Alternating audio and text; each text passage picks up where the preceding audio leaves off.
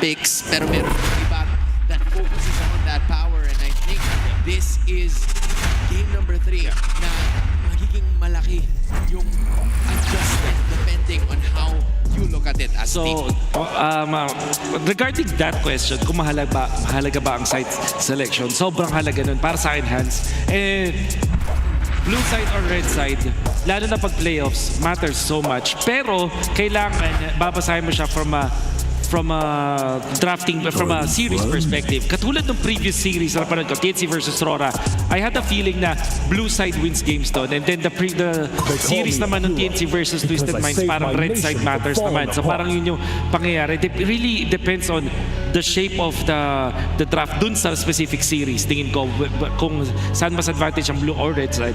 Tingin ko dito sa matchup ng Rora versus TL, blue side yung parang mas malakas. And you're talking about blue side already. Tingnan mo, yung ginawa ni Coach Master, the basics, dahil tinanggal niya na yung MVP na hero nung game number 2, which is the Zushin. Tapos sobrang targeted ngayon ng mga bands ng Aurora. So tingnan mo dito yung naging bentahe ng Rora. I-open nila yung Lancelot, binan nila yung Yisung Jin. Ang mangyayari kasi dito, hindi katulad ng previous game na napilitan sila iban yung Lance, pati yung Yisung Jin, wala silang nakuha. This time, pag na-first pick yung Lancelot, mape-pressure yung TLPH ng mga ibang hero. Kaya naman, ang TLPH, they just decided to just take out etong Lancelot. No Grok, no Lance, no Harit. Baka nga, Granger pa i-prioritize dito ng Rora. Yun nga yung Granger. No? Originally, CC pa yan dun sa mga naunang 2 araw. Pero dito, nag-iiba na sila ng konti. Aurora changing up the tempo. And TLPH might pick up the CC. As we saw, ito yung parang pinag-aagawan sa ngayon. However, TLPH, tingin ko Hayabusa and Gatot Kacha na yung kanilang ipaprioritize. Kunin na lang din nila yung Sanford Hero sa 3rd pick. Kasi alam naman natin na sa ngayon, pag walang Yisung Jin at walang Lancelot, ang 3rd best option is that Hayabusa. Which is still open. Tsaka, kung sakali na si Sanford, pipili pa siya ng pangatlo later on. There goes the Hayabusa. And here's a change na makikita naman natin. This time, for TLPH, it's the Lunox joining the party. Yung Gatot Kacha, pwede pa ulit yan kunin itong Aurora. And the same could be said para doon sa CC. Tingin ko naghahanda dito ang TLPH kahit Fredrin Arlot ang Aurora. Pwede nilang kunin sa ngayon. Another option para sa Aurora is that Joy. I don't feel like magiging maganda to dahil Hayabusa Lunox na yung katapat. Hindi ganun ka reliable sa ganitong senaryo. So Aurora, I will not be surprised if kumuha sila ng utility jungler. Baksha is also open. That could be the pick. Another option, kung hindi man sila mag-Arlot, Gatot Kacha, pwede rin lang nakawin sa TLPH. So Fredrin Arlot or Fredrin Gatot ang nakikita ko dito. So that is indeed Fredrin at Gatot Kacha na kanilang pipiliin. Tanky frontliners para sa Aurora as of this point in time. So there's some decent amount of damage courtesy of Doming. Kahit he's been using yung Granger for a lot of times dito sa mga laban natin ngayon. But I think, are you looking at the Sanford hero now to wrap up the Alice first or phase? Yura. Kasi libre na may nasa kanila na yung Lunox. Hindi na sila ganun concert. And it is indeed going to be the Alice. Na-prove din natin in the previous game na medyo nahirapan ang Frederick doon sa Alice in the early game. Pero mas nahirapan siya pagdating ng mid-game at late game nung sobrang kunat na nitong Alice. Alice will indeed wrap up the first phase of compositions para sa kupunan ng Team Liquid Philippines. Ngayon, dako naman tayo doon sa bans as they don't want to give Sanford a very hard time. Kaya tatanggalin na lang nila yung Arlot. And you know how Edward has been utilizing that. So, sa puntong ito, mas lalo natin makikita na mababawasan ng paunti-unti yung mga pwedeng gamitin na heroes ni Edward, which kind of leaves him with a lapu-lapu if he wants to. Wala po. Esmeralda also potential choice dyan. No more Yuzhong. So, yun din na makikita natin for Aurora. Expecting it. This Sicilian ban mula sa TLPH, very surprising. At the same time, hindi rin masyado kasi ito rin yung ginamit ng Aurora laban sa Lunox yesterday versus TNC. Nung nag-spam ang TNC ng Lunox, ang sagot nila is Sicilian.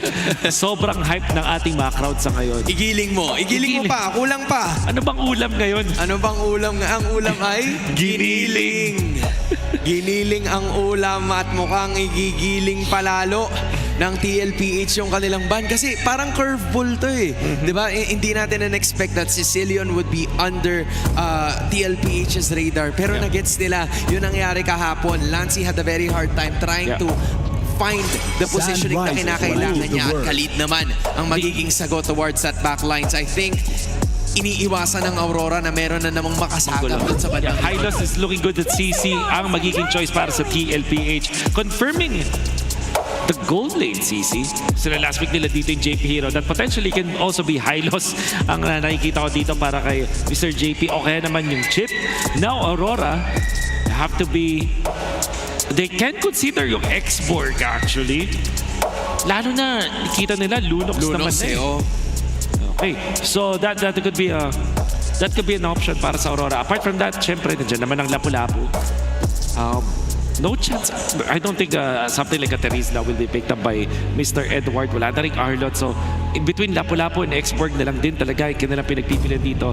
Maybe another option is Ruby. When it comes to mid lane, nandiyan na Farsa at Valentina. And Eve ang kanilang pipiliin instead. Okay, either way, whether it's an X-Borg or a Lapu-Lapu, meron silang damage that could at least help out itong si Doming kahit pagdating doon sa mga laban. And the Eve that is brought by Yue in this fight would be, crucial kasi kailangan ma-proc nila kagad yung Brilliance, kailangan mahanap nila kagad yung CC and all of the other things. Yeah, I think Chip or Hylos ang tinitingnan dito ng TLPH with the more priority on the Hylos. Yung Hylos ang ma-achieve dito is meron silang Glorious Pathway na pwedeng mag-bypass dun sa slows na nakuha nila from the Eve. Meron ka ring heal with the Revitalize that supports yung dalawang pang mga teammates sila dito. And it is indeed going to be the Hylos para sa TLPH. Hylos wrapping up Team Liquid Philippines' lineup. And this is a composition for two teams na tila malinis eh. Parang mas parehas na magandang i-execute yung kanilang mga lineups. And you're looking at AOE, man, yung laban ni MTV tsaka ni RC. Ganda. Ito na yung walang, no doubt at all, parehas lamang ang teams na to. Malinis. Parehas lamang. Parang hindi mo kailangan isipin kung ano yung kailangan nilang gawin, paano ba ito i-execute, because both of these two coaches know kung ano yung kalakasan ng kanilang mga manlalaro. Really heavily capitalizing on those bans na nakita natin kanina. It changed up the tempo of this draft. Will it change the tempo of this game? Burrito, Womi, you gotta go and get this one for game number 3. At matapos ang back-to-back na comeback games, ay narito na nga tayo sa game number 3, kung saan makikita na natin kung sino nga ba ang makakalamang sa seryeng ito, kung sino ang mauuna sa ating match point. Momentum ang hahabulin na magkabilang kupunan na nakikita natin ngayon. Team Liquid Philippines and Aurora Gaming. Nabanggit mo na kanina, nagkaroon ng mga comebacks. Hindi rin biro yung pinagdaanan ng dalawang kupunan na to para makuha yun. Oo, ibang klase talaga yung disiplina at yung pagiging veterano ng parehas na kupunan dito, in a way na kapag ka naka 10,000, 5,000 kalamangan ay alam pa rin nila kung paano makabalik, kung paano mananatili sa kanilang mga keys to victory. And looking at this game number 3, katulad na lang ng sinabi ng ating mga naggagwapuhang panelists doon sa may bandang itaas, ay parehas nakuha ng dalawang kupunan dito yung gusto nilang mga hero for this game number 3. Oo, ang pinakamaganda siguro na makikita natin na palitan dito is the Lapu-Lapu and the Alice. Na kung saan ay nagkaroon ng parehas na magandang laro nung games 1 and 2. Edward with the 3-man Landshaker. Yung Sanford naman with the 3-man Throne of Ruin na nagbaliktad talaga. 360 degrees na mga laro na yun. Yun yung mga ibang klaseng galawan ng ating mga XP laners. Of course, hindi lang naman yan. Pati yung mga mages natin ay bumibida din dito. In fact, lahat ng roles natin dito ay matatawag nating kabilang ng mga all-star ng MPL Philippines sa ngayon. And sa ngayon, makikita natin na hawak ni Oheb ang CC Gold. Isa sa mga gold lane pickups na nauso around week 8 or even week 7 of MPL Philippines ng regular season at nagpatuloy namang ginamit ngayon ngayon dito sa loob ng playoffs na nakikita natin kung bakit napaka-sustainable at napakasakit din kapag nakakuha na ng kanyang first item. Oo, mahirap talaga kalaban yung isang season na yan. Ang isa pa sa mga malalaking problema dyan, yung ideya na kapag ka kumapit yung curtain call ay madaling target para kay Sanford na iland yung kanyang Throne of Ruin. Pero sisimula na yung unang pagong, ha? Ayan na nga, half HP para dito sa Lord. Nakapasok si Cartesi, Uki, Shadow Kid. Sino makakuha ng pagong? Ay, si Demon Kite ang nakakuha, no? Landshaker na bibitawan. Pero mamamatay din si Sanford. First blood para sa Aurora. Pre, nakakuha ng pagong. Nakakuha pa ng first blood. Kulang na lang ng fries and drinks, pare, tsaka libreng upsize. At mukhang papasok pa nga ng jungle ng side ng DLPH. Ang Aurora Gaming at makikita nila si JP. May kasabay pang AOG ngayon ay Tontel itong si JP. Grabe yung nagiging sistema na ginagawa dito ng Aurora Gaming habang Dito na yung OM. Mapapatay pa si Doming Kite. Meron pa rin naman siya pang-dash pakatras. Pero nagamit na yung vengeance. Hindi lalaban si Doming. Alam niya kung kailan siya titigil. Grabe itong palitan na to, ha? Bawal barilin kapag nakita mo na ka-vengeance. Parang inantukan mo na din lang yung sarili mo. Pero Sanji, delikado dito. Uy, level 3 lang siya. Alam na walang pantakas. And Demon Kite, nakakadalawa na itong si Smiling Demon. Mainit si Demon kahit mag-red-red pero mukhang may 2v2 na magaganap dito. Sanford makakatakas naman pero mukhang si Carl Teasy ang mahuhuli doon. At mukhang kakalma na muna. Men, hinanap natin yung ganitong klaseng aksyon ng Games 1 and 2. Mukhang Game 3 makukuha na natin. Agaran na naman papasok ang Aurora sa orange side. Oo, si Sanford ay nandun na rin naman. 4 na miyembro from Team Liquid Philippines ang poprotekta at magbibigay ng proteksyon dito kay Carl. And given na yun kasi kalaban mo ba naman isang friend rin. Alam mo namang sobrang mang-abuso yan kapag ka naka-early, no? Kailangan mo talaga protektahan yung jungle mo. Especially kapag isang assassin jungle na medyo na behind against a tank jungle. Kaya tignan mo naman yung ikot ng Team Liquid Philippines talagang bantay sarado kay Carl Teasy dahil hindi pwedeng malugi ng sobra-sobra ang isang Hayabusa. Yung saktong lugi, okay lang eh. Pero the moment na malugi na ng 3 levels ang isang Hayabusa, medyo malabo ang pagkapanalo doon. Pero ito na nga, 8 seconds bago lumabas ang pangalawang pagong ng larong ito at mukhang nakakalamang nga ang side ng Aurora Gaming. Pero si Doming ay ang punteriya nila. Okay, flicker na gamit kasi may curtain call. Dinajagi lang nila yung damage ng Torre. Pero AOG from Light para lang protektahan itong si Doming. Habang yung pagong ay sinisimulan na rin ang Northern Lights. Flicker lamang ang na-burn kay Doming kahit at ngayon yung Turtle ay hinahawakan na ng Aurora. Si Sanford ay magbibigay ng vision for the side of Team Liquid. Pero mukhang alam naman na ng side ng Aurora na ibibigay na ito. Wait! Okay. Na-retry. Kamutikan lang, no? That's retribution secured for the side of Demon Kite. Pangalawang pagong na ito ng side ng Aurora Gaming. At tila ba'y nakokontrol na nila ang early game. 5 minutes in, 3,000 na ang kanilang kalamangan. Ganto-ganto rin yung nangyari nung game number 2 na sobrang nadomina yung early phase ng game number 2. And kung papansinin natin, hindi pa rin naman nakakapondo itong si Carl Teasy, no? Kaya nga naman binapagalan muna niya. Hinahayaan lang muna niya na umikot-ikot yung Aurora at tiisin lamang. Total, mga pogi naman to. Hindi na natin kailangan sabihin na tiis pogi lang eh. Oo, alam na natin yan eh. Alam Sa na totoo yan, lang yung pantunaw ng side ng Team Liquid Philippines against tanks ay napakaganda din. No? Diyan naman talaga sikat ang isang CC gold lane at pati na rin itong Sanji Lunox na nakikita natin. Talagang pangtunaw yan ang Fred Ren kapag umabot na ng late game. But again, ito na yung tatanong natin tanong. Kung aabot ba sa punto na kaya na nilang tunawin yung Fred Ren dahil sa ngayon medyo nahihirapan ang Team Liquid Philippines sa makahanap ng pwesto around team fights dahil nga palubo lamang ng palubo ang gold lead na meron dito ang Aurora. Yung box control nila dito ay napaka-effective dahil nandito kay Yue. Ang hirap pumasok kasi at ang hirap bilhin ng trip dito ng isang Fred Ren. Bukod sa continuous na taunts na meron siya dito in yung crowd control, lagi rin nakaantabay si Yue sa kanya. Baka mamaya kasi pag pumasok ka sa mundo ni Demon, hindi ka na makalabas kasi may river manipulation at ang dami pang mga elemento na pwedeng ilapag. AOG din ay pwede rin gamitin. Alay Pero ko! naipit si Carlito! Naku po! Sinalubong niyakap ng mahigpit ni Demon Kite. Masyado pa atang mahigpit. And in fact, may mapipili pa ata pero makakataka si Sanford. Rekta na sa real world manipulation. Flicker is burned. At maagaw pa nga ang purple dito. Team Liquid Philippines. Hindi sila makapwesto, pare. Hindi nga makahingay and nararamdaman na talaga yung 5K na lead dito in terms of economy para dito sa Aurora Gaming. Kung sila ay available na rin para dito kay Light, so may mga sorpresa nang pwede tayong i-expect para sa Aurora Gaming. Oo, Torre nakakuha din ang side ng Aurora at mukhang susubukan ni Sanji mag-push sa ibaba. Pero itong pagong na ito ay parang Sigurado na Oha. mapupunta sa side ng Aurora. Maliban na lang! Ay! Kung aagawin ito ni Carl TZ via that quad shadow at hindi kakabit ang AOG dito. Throne of Ruin na gamit na rin. Team Liquid, nansalisi pa ng isa. Oo, misa yun yung maganda pagka nakahayabusa kayo, no? Expect mo lang na kailangan lang mailapag at or mailan doon sa tamang pwesto yung iyong Quad Shadow. Unfortunately, hindi na rin in-expect ni Demon Kite kasi nakatutok na rin siya doon sa Lord.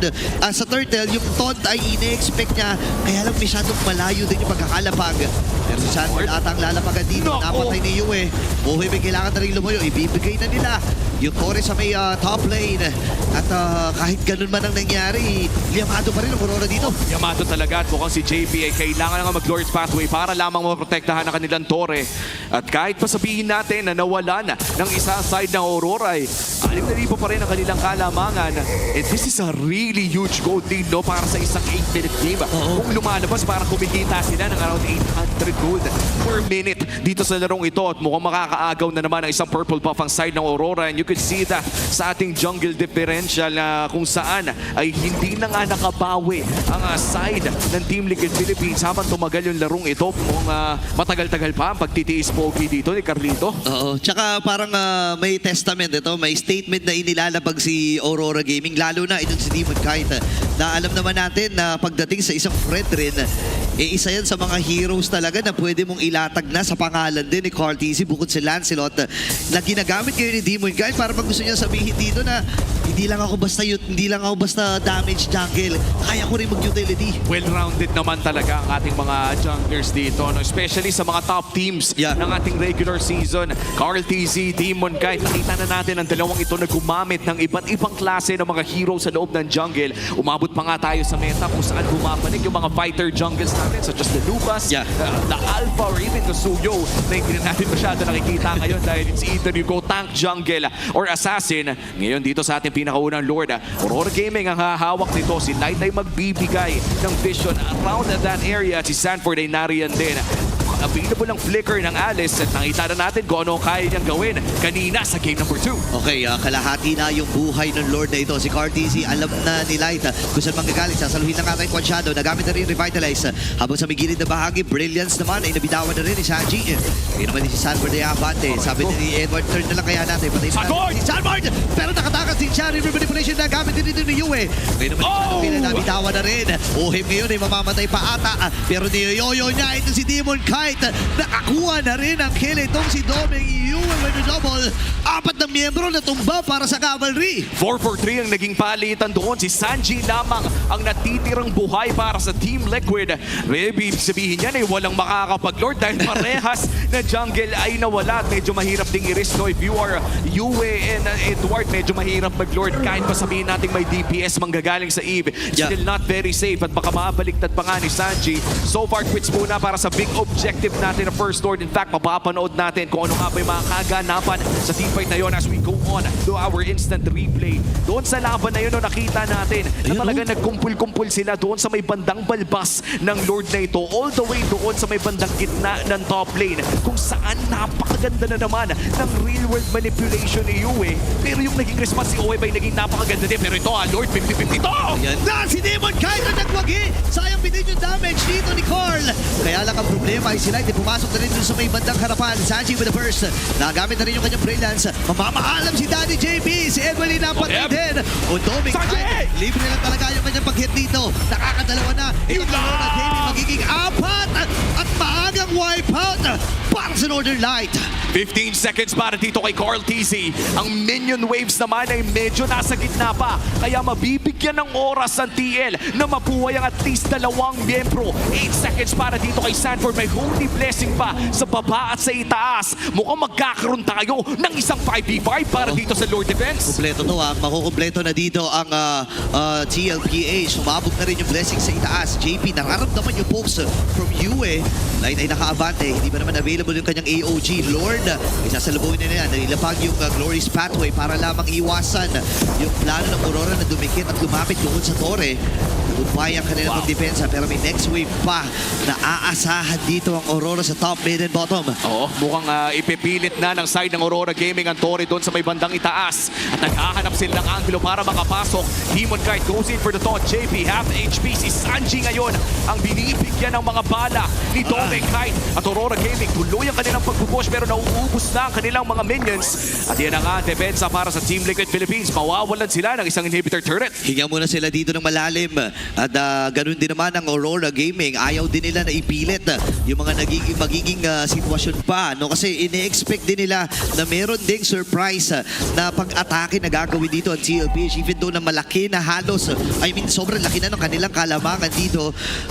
Siguro si Carl TC lang ang nakakadikit pagdating sa gold. Pero the rest of TLPH ay natatambakan eh. Ito lang, napakayaman din dito ni Doming. Kahit pare, 9,000 gold na ang hawak ng Granger na ito. Pinakamayaman na miyembro so far sa buong larong ito. At nakikita natin kung gaano na nga baka-update ang kanyang mga Death Sonata. At kadalasan si Sanji pa nga ang natatamaan niya dahil kailangan ding lumapit na bakya ng isang Lunox. 8K ang kalamangan ng Aurora Gaming. At 45 seconds bago lumabas ang pangalawang Lord ng larong ito. In terms of map control, ay masasabi nating napakalaki ng lamang ng Aurora Gaming dahil yung long lane muna doon sa Lord ay kontrolado nila. Ang hirap nito lalo na naglalaro ka rin sa mga dangerous grass. So kung doon sa pwestuhan ng Lord, kailangan mong mauna. Pero ang hirap sa parte dito ni JP na mauna.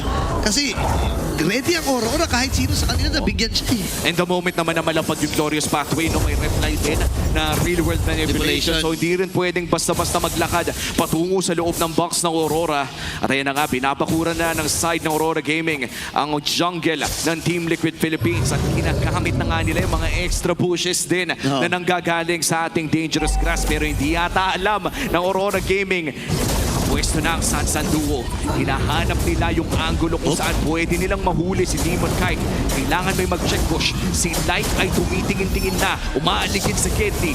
Nandoon with the concealed play. Hinahanap nila si Sanford pero si Carl ang nakita nila. Ganda ng hawak nila kay Carl dito. Nagamit na rin yung Glorious Pathway. Ang baba ng buhay ni Carl. Kailangan niya mag-regenerate. Light dito nagamit yung kanyang revitalize. Pero wala pa rin silang ideya na kung nasaan si Sanji. Nagamit na pagkakataon. Nakita na. Mapapabrillas din siya. Pwedeng abangan dito ni Edward. Napatalo na nga rin. May breaker pa rin naman siya na available. Pero si Ovi nagamit na yung kanyang vengeance. Ngayon naman ay papasok din si Edward. Pero nakaiwas si Sanford. Patutin naman ang Throne of Ruin Zone. Ang batang kambing ang makakakuha ng Lord. Sa kaya mo ng kill. Ngayon naman si Uwe nakaka-free na. Edward. At ang buong kupunan dito ng Aurora Gaming ay sumusugod na. Sanji! Naku, si Sanji lalaban pa rin. JP lalaban kayo yung Glorious Pathway. At si Sanji ay makakakuha din ng kill. Ilalaban na nga dito ni Edward. At si JP namatay. Si Carlito na lang ang natitira. Ang daming minions na kasama. Naku, kalahati na lang buhay niya pero makakakuha naman ng counting spell bump sa War Axe. At lalabas na nga yung minions dito. Yung Lord na na-secure niya ay lilisan ng base. Pero sapat naman ang kanyang kapangyarihan para i-clear ito. 1v1 with the Great One. Edward and Carthy, Yugi Shadow Kill back to the Quad Shadow. At tuloy ang depensa at tuloy ang siege para sa Team Liquid. Okay, kakabuhay din lang ni Demon Knight at ni Doming. Lalaban pa rin dito si Cartesi. May mga stickers pa na inilalapag dito ang Young Goat. Hihinga ng malalim ang TL. Mabuti na lamang ay nakuha nila yung Lord na iyon.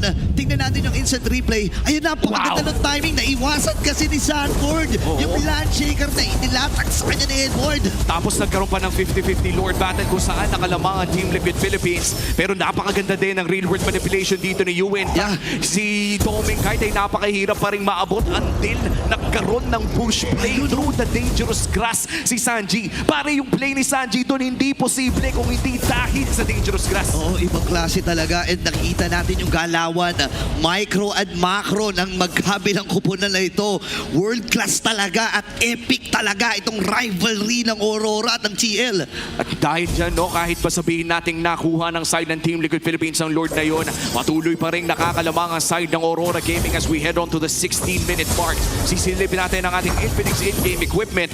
Nakabawi na nga si Carl. Kanina ay lamang si Demon Knight against Carl TZ. Pero ito na, 11k gold para dito sa Hayabusa. Pero gold lane ang uusapan ay lamang pa rin dito si Doming. Kahit napakasakit na talaga ng Granger na to, kulang na lang tanggalin yung sapatos eh. Oo nga, yun lang habol dito eh. Feeling ko BOD na ata ang magiging huling item dito ni Doming. Kahit napoproblemahin na lang niya yung mga pang-buy and sell. Dahil nasa 16 minute na tayo at 2 minuto na lang ang ating aantayin enhanced na Lord na. So dito lalong titindi at kakapit ang magkabilang kupunan para sa Lord. Hindi nga malayo na install lamang ito ng Aurora Gaming kasi lamang naman sila sa waves dahil sa mga inhibitor turrets na nakuha nila ng napakaaga sa loob ng laro na ito. Pwede nilang isayaw ng napakatagal hanggat bumigay ang Team Liquid Philippines dahil under a timer din ang side ng Team Liquid. Hindi sila pwedeng tumambay around that Lord area considering na laging may nagpo-push ng mga wave. Ang swerte nga lang ng Team Liquid, malapit sa Lord yung mga kailangan nilang alagaan na wave. Yung fast lane dito sa gitna, tapos yung top lane, at least kahit paano masasabi natin na nasa magandang posisyon pa rin naman ang TLPH. Pero ang magiging problema lamang dito ng TLPH yung mga setup na manggagaling kay Edward. Nakita na natin ng game number 1, yung mga saktong landshaker, yung mga 50-50 battle, kailangan din i-consider dito ng Aurora Gaming kasi si Carl TC talaga ibang klase. Isipin mo yun ipitan doon sa Lord kanina ay nakuha niya pa. So kailangan matahan na siya dito ng Aurora. Kailangan niya mahanap si Yue. Nagpapahanap Si Yue pa. na si Yue. Sa totoo lang, humaharap itong mage na ito. Hindi lang halata sa kanyang score dahil 7-0 and 10. A perfect game para dito kay Yue. On his eve. Uy, mukhang hinahawakan ng Lord. Uy, jojompagin na nga ata nila nito. Wait lang, lalim ata nila ito. Tumama yung Shot Shadow. Ngayon naman si Demon kahit kinuha na ng mabilisan. Yung Lord na itong AOG nagamit din. Pero sabi dito ng CLB, sige, bigyan kaya natin si Edward. Kaya lang napakapunan talaga. Papasok ng Throne of Fluids.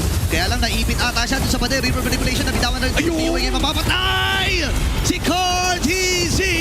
At ang Aurora Gaming ay ready na rin para sugurin ang mga member dito ng GL. Mamamatay din si JP. Ngayon si OM ay hinahabol. Kailangan niya lumayo. Saan pa rin mamamatay? Si Sanji at si OM na lang ang natitira. Ang baba ng buhay ni Demon kahit dito. Kaya papatayin dito ni Sanji. May tonda naman na bibitawan. No way! Kaya nagamit niya Lord. Ay nasa may bandang gitna. Pero mamamatay na rin natin dito si OM. May wipe out na mangyayari. Aurora Gaming tuloy-tuloy ang pagkatok. May kasama na silang Lord. At match point na sila. Isang panalo na lang ang kailangan ng Aurora Gaming. Unti-unti nang nasusulat ang pangalan nila sa ticket patungong M7. One more win para sa Aurora. Yan ang kanilang hinahanap. Oh my goodness. Nakakakilabot ang ating mga nakikitang aksyon. At sigurado nakakakilabot din ang mga mala-impactong analysis ng mga pogi nating panelists. Punta na tayo doon. Aurora's 1 game away from representing the Philippines in the M7 World Championship and in this season's Grand Finals. Aurora making sure that there is no potential comebacks available para sa kanilang kupunan. Taking care of business mula sa unang pagong ng ating laban, getting those first bloods at hand, and thus, kahit na nagkaroon na ng items ang TLPH, the Magician of the Northern Lights, Yue, is your MVP of game number 3. Unscathed, hindi man lang nagalusan.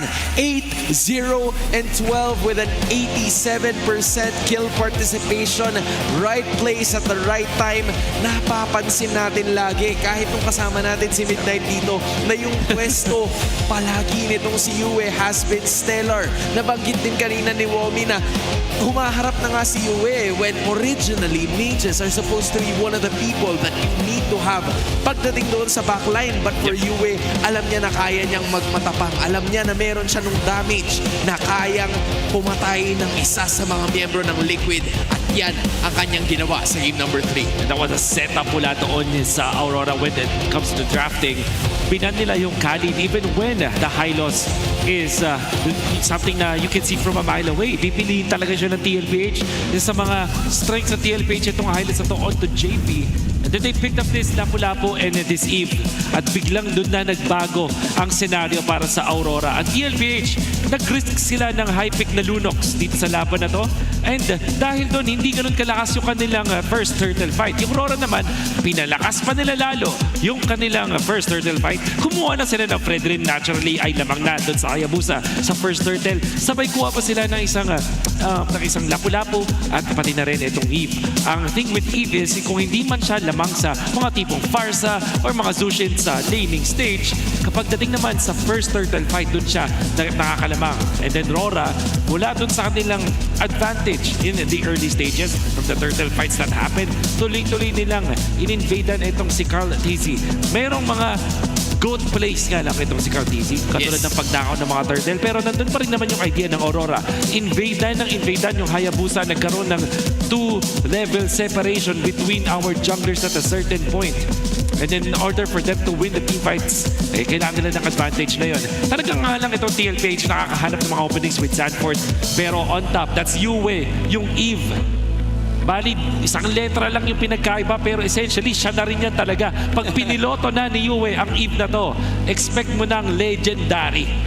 Just the amount of damage and positioning na kayang ibigay ni Yue in clutch situations, lalo na pagdating ng late game. Alam mo, nababanggit mo yung iba sa mga mages kanina, but in this specific moment, walang ibang makakahanap kay Yue. Kinakailangan palagi na bawasan at tapyasan ng TLPH ng damage yung mga frontliners nitong Aurora na tila hindi din naman nagbaback down because you're looking at a Lapu-Lapu by Edward, a Fredrin nitong si Demon Kite. It was not that easy, lalo na merong mga laban na pinupuwersa itong Team Liquid Philippines na sure, they were getting some pick-ups pero hindi enough yung nagiging damage kasi yung scaling nila wala pa sa kanilang fullest of potential. That's right. And we can see Aurora closing this game out by having a better Lord Dance scenario versus TLPH. Nagkaroon ng mga errors muli ang side ng TLPH dito, and even with those errors, naghanap pa rin naman ng mas magandang play ang Aurora with the taunt coming out from the Demon Kite, utilizing din etong si Light na makikita natin maglalaro ng Gatot Kacha in a very different way. Tulungan mo ako, Hans, tulungan nyo kami viewers kung ano ba yung pwede nating itawag sa mga ginagawa dito ni Light. Kasi katulad ng ginagawa ni Chakno, niyayakap niya yung mga kalaban, tapos instead na pang-initiate yung AOG, ginagamit niya yung threat para mag-out. Ibig sabihin yung TLPH, nagdadalawang isip kung i-go pa talaga nila itong Gatot Kacha, kung mag-i-invest ba sila ng mga spells at resources para lang patayin yung Gatot Kacha, nagagamit lang ng ultimate para maka-out. Kakaibang playstyle yung nakita natin from Light, and this allowed Aurora to have better control of the Lord. This is why you were saying na sa puntong ito, blue side, sobrang laki ng advantage. Kahit na sinasabi naman natin na sa series na nakikita natin ngayon, in this specific game rather, both coaches really drafted well. It's just that Aurora was playing so good dito sa larong ito na alam nila kung ano yung kailangan nilang gawin to advance at mas lalo pang palakihin yung kanilang kalamangan in terms of the gold lead. Meanwhile, for Team Liquid Philippines, you're looking at an Alice and a Lunox at the same time. Kahit na si Sanji, nung nakuha siya nung mga unang minuto ng ating laban in the first few minutes, it kind of made it a little difficult for him already. Kaya kahit may mga gusto siyang outplays na gawin, sure, nagagawa niya. Pero yung damage, wala pa dun. Yeah. And we cannot say that this is TLPH na nagkamali, nag-fail so horribly in this game. We know na mahina ang kanilang early game. That's what we said in the draft. Pinili nila yung Lunox na high pick, which is interesting kasi mukha din naman na mag-work talaga siya. And in fact, I think it worked. In the end though, yung Aurora nakapag-adjust na. Sabihin na natin maganda naman yung plano ng TLPH. At hindi naman mistake na i-prioritize na yung mga heroes na yun. Pero yung Aurora, nakapag-isip sila ng fix. Kasi katulad ng previous game, Khalid yung kanilang binan. And we know that Khalid is a hero that can counter an Eve. At dito, sa game na to, binigyan nila ng tsansa si Yue na maging carry nung ating laban with 119.5 thousand damage over overall by placing him in a spot where walang kokontra sa kanya. If I remember correctly, ganito rin yung nangyari noong game number 1 where Yue was the main damage dealer and then Doming Kite, siya yung tumatapos sa karamihan sa mga laban dito. Just, knowing where to place the Granger, knowing where to place himself pagdating doon sa mga team fights has enabled him to get 743 gold per minute. Enough para makapag-scale at yan yung kinulang. Dyan sa parteng yan, kinulang talaga ang Team Liquid Philippines, which